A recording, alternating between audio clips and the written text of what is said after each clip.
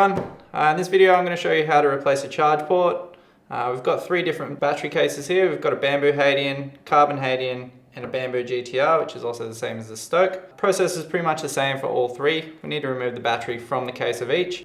In this example I'm going to use the bamboo Hadian because it is the more tricky of the three, but I will explain any differences along the way as we go. So the tools that we're going to need for this video, we'll need small long nosed pliers, a small flathead screwdriver and some tweezers and a hot glue gun.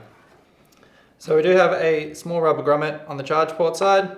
Now this one can stay in place during the removal. It doesn't get in the way. We can just simply lift it out of the way as we go to remove the charge port. So the first step is to remove the glue that's holding the lock nut on the body of the charge port. So I just use a flathead screwdriver in combination with the tweezers just to break that off. That one's come off nice and easy. Next step, we just want to remove the nut off the body of the charge port. So it's a standard thread direction, lefty-loosey. Now it helps to continuously apply a little bit of pressure to the back of the body of the charge port, just to keep the clearance from the nut so you can continue unscrewing it. So now we've got the nut fully off the body of the charge port, just taking the harness of the charge port and pushing it outbound.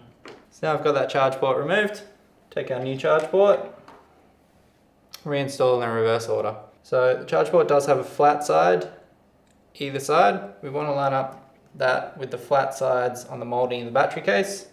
Direction wise, when you're looking at the inside of the plug, you can see we've got two rounded sections and a more square section. The more square section of the plug goes towards the rear of the battery. So plug through the hole first. I'm going to slip our nut over the plug, down over the harness.